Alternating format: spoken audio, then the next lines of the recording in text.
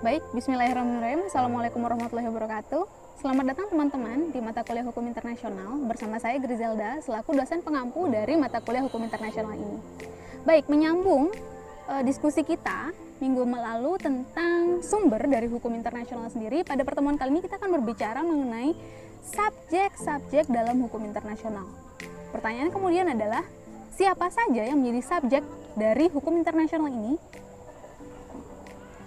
Sebelum kita berbicara mengenai siapa saja yang menjadi subjek dari hukum internasional ini, perlu teman-teman ketahui apa itu definisi dari subjek hukum internasional.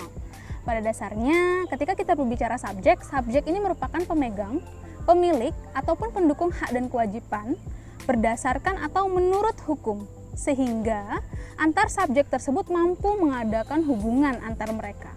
Nah, kemudian siapakah yang menjadi subjek dalam hukum internasional? Setidaknya ada 6 subjek yang diatur oleh hukum internasional.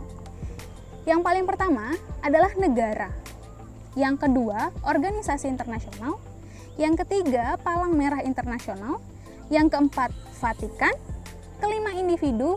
Dan yang terakhir adalah kaum pemberontak. Kita bahas satu persatu. Baik, kita mulai ke elemen yang pertama, subjek hukum internasional, yaitu negara. Bisa dibilang negara ini merupakan subjek yang paling tua dan paling utama. Bahkan hukum internasional pada awalnya lahir untuk mengatur negara. Lalu kita lihat bagaimana sebuah entitas bisa dikategorikan sebagai negara dalam subjek hukum internasional. Konvensi Montevideo tahun 1933 setidak-tidaknya memuat 5 syarat yang harus dipenuhi oleh sebuah negara sehingga bisa dikategorikan sebagai subjek dalam hukum internasional. Syarat yang pertama adalah negara tersebut harus memiliki penduduk yang tetap. Artinya ada masyarakat yang mendiami wilayah, ada masyarakat yang mendiami tempat negara tersebut. Masyarakat tersebut tidak berpindah, entah berapapun jumlahnya. Entah itu negara yang sesepi Brunei Darussalam atau negara yang sepadat Cina. Mereka tetap sama-sama dihitung sebagai satu subjek hukum internasional. Mereka tetap dihitung sebagai satu negara. Tidak ada standar harus berapa jumlah penduduk yang mendiami tersebut. Selama ada penduduk yang tetap tinggal melakukan aktivitas di wilayah tersebut, maka bisa dipenuhilah syarat negara yang memiliki penduduk yang tetap. Syarat yang kedua, penduduk yang tetap itu harus mendiami wilayah yang pasti. Artinya apa? Jelas batas-batas sampai di mana kedaulatan suatu negara tersebut, wilayahnya sampai di mana. Entah itu negara yang seluas Uni Soviet ataupun negara yang sekecil Singapura. Mereka sama-sama dianggap sebagai satu subjek hukum internasional. Artinya tidak ada limitasi berapa jumlah wilayah yang harus mereka kuasai.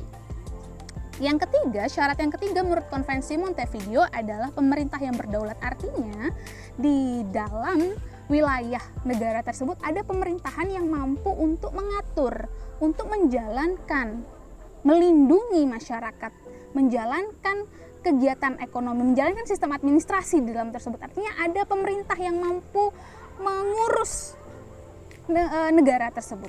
Itu syarat yang ketiga. Syarat yang keempat adalah negara tersebut mampu mengadakan hubungan dengan negara lain. Dan yang kelima adalah pengakuan. Oke, sekarang kita lanjut ke subjek yang kedua, yaitu organisasi internasional. Pada dasarnya organisasi internasional ini dianggap sebagai subjek hukum internasional awalnya berawal di tahun 1948. Sebelumnya organisasi internasional tidak dianggap sebagai subjek dalam hukum internasional. Lalu setelah tahun 1948 diawali dengan tewasnya salah satu agen PBB bernama Bernadotte ketika beliau menjalankan tugasnya di Israel. Akhirnya PBB meminta pendapat advisory opinion dari Mahkamah Internasional untuk menjelaskan duduknya PBB dalam hukum internasional ini seperti apa. Akhirnya Mahkamah Internasional mengeluarkan advisory opinion-nya yang menyebutkan kalau PBB ini sebenarnya bisa mengajukan keberatan jika ada agennya yang terluka, ada agennya yang dirugikan ketika melakukan tugasnya, ketika menjalankan tugasnya. Oleh karena itu, setelah keluarnya advisory opinion dari Mahkamah Internasional ini, maka PBB dianggap sebagai salah satu subjek hukum internasional yang setara dengan negara, sehingga PBB bisa mengajukan keberatan atas sikapnya Israel yang membunuh agen mereka ketika sedang melakukan tugas-tugas yang diamanatkan oleh PBB. Nah, kemudian apa ini organisasi internasional? Organisasi internasional ini merupakan kumpulan dua negara atau lebih yang dibentuk atas kesepakatan negara-negara tersebut. Pada dasarnya, organisasi internasional pasti memiliki fungsi, tujuan, kewenangan, asas, dan struktur organisasinya. Ada dua bentuknya. Yang pertama, organisasi internasional yang bersifat publik dan organisasi internasional yang bersifat privat. Pembedanya adalah anggota-anggota dari organisasi ini. Untuk organisasi internasional yang bersifat publik ini biasanya anggotanya adalah pemerintah dari negara-negara tersebut. Sedangkan organisasi internasional yang bersifat privat, anggotanya adalah sektor privat. Oke, subjek yang kedua adalah International Committee for the Red Cross. Jadi ini adalah Palang Merah Internasional. Berbeda dengan Palang Merah Nasional yang dianggap sebagai subjek bagi hukum internasional adalah ICRC-nya atau Palang Merah Internasional, karena pada dasarnya ketika menjalankan aksi-aksi kemanusiaan yang memberikan mandat untuk menjalankan misi-misi kemanusiaan itu adalah ICRC, Palang Merah Internasional. Palang Merah Internasional juga tidak bisa disamakan dengan organisasi internasional, karena dilihat dari sejarahnya ICRC lebih dulu diakui sebagai subjek dalam hukum internasional. Kenapa? Karena misi kemanusiaan yang dibawa oleh Palang Merah Internasional ini. Kalau kita flashback bagaimana sejarah berdirinya Palang Merah Internasional, ini diawali dari khawatirnya Henry Dunant akan korban-korban perang, di mana korban-korban perang benar-benar tidak bisa atau tidak diberikan pertolongan medis yang memadai. Maka dari situlah terketuk hati Henry Dunant untuk membuat sebuah organisasi internasional yang terdiri dari masyarakat, yang terdiri dari tenaga-tenaga kesehatan untuk turun langsung ke wilayah-wilayah konflik dan memberikan pertolongan medis bagi korban-korban konflik tersebut. Nah, karena sifatnya yang bergerak di bidang kemanusiaan, sehingga sejak awal berdirinya pun masyarakat internasional sudah mendapatkan ICRC sudah mendapatkan simpati yang luar biasa dari masyarakat internasional, sehingga ICRC jauh lebih duluan dianggap sebagai subjek oleh hukum internasional dibandingkan organisasi internasional pada umumnya, karena bentuknya yang unik ini berupa organisasi kemanusiaan.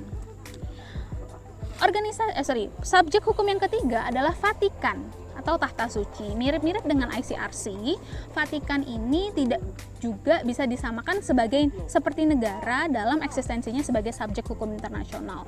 Vatikan ini merupakan suatu wilayah di mana tempat pusat penyebaran agama yang mengutamakan menyebarkan kedamaian, menyebarkan perdamaian. Ini dianggap sebagai salah satu sifat unik dari Vatikan tersebut yang berbeda dengan negara-negara pada umumnya yang mostly bersifat politis. Tapi kalau Vatikan pure untuk menyebarkan kedamaian, menyebarkan keagamaan. Subjek yang kelima adalah kaum pemberontak. Sebenarnya agak ironis ketika suatu kaum pemberontak dianggap sebagai subjek dalam hukum internasional. Cuman latar belakang kenapa kaum pemberontak ini diberi atau diberikan titel sebagai subjek hukum internasional ini tidak lebih untuk menghargai hak asasi dari kaum pemberontak itu sendiri, hak asasi manusianya. Karena pada dasarnya ketika ada pemberontakan di suatu wilayah, pasti negara yang berdaulat cenderung akan melenyapkan masalah tersebut, akan menyelesaikan masalah tersebut dengan cara-cara yang paling efisien. Nah, kadang-kala dalam penyelesaian masalah tersebut mengabaikan hak-hak asasi manusianya, sehingga hukum internasional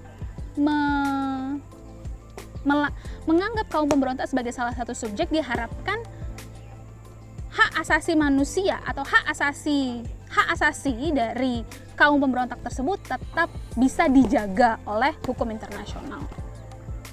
Walaupun memang pada dasarnya tidak semua kaum pemberontak yang bisa dianggap sebagai subjek hukum internasional. Pada dasarnya kaum pemberontak ini ada dua bentuknya, yaitu insurgensi dan belligerency.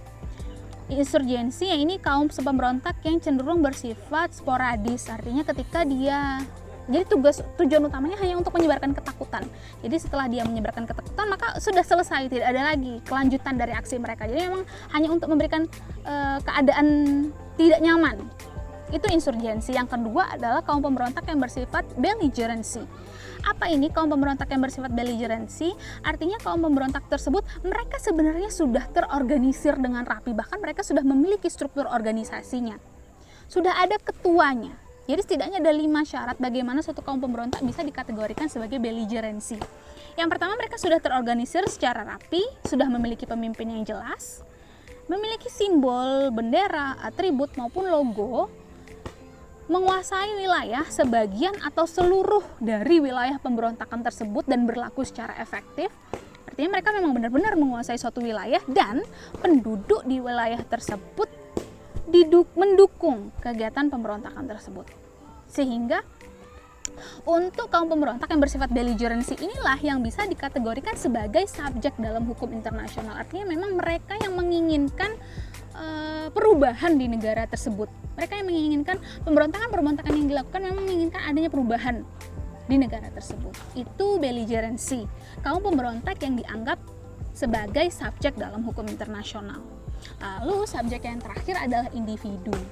Apa itu individu yang dianggap sebagai subjek dalam hukum internasional? Yaitu individu-individu yang membuat 3 kejahatan. Yang pertama, individu tersebut melakukan kejahatan terhadap perdamaian, individu tersebut melakukan kejahatan terhadap kemanusiaan, dan individu tersebut melakukan kejahatan terhadap perang. Jadi ketika individu tersebut memang melakukan 3 jenis kejahatan tersebut, maka mereka akan diselesaikan di Mahkamah Internasional sesuai dengan amanat oleh Statuta Roma 98. Oke, jadi itu tadi materi kita hari ini tentang subjek-subjek dalam hukum internasional. Kalau teman-teman ada yang ingin didiskusikan, silahkan tanyakan di kolom komentar. Dan saya punya satu PR untuk teman-teman sekalian. Menurut kalian, ISIS itu termasuk subjek hukum internasional atau enggak? Tuliskan jawaban kalian di kolom komentar. Sampai ketemu di pertemuan selanjutnya. Assalamualaikum warahmatullahi wabarakatuh.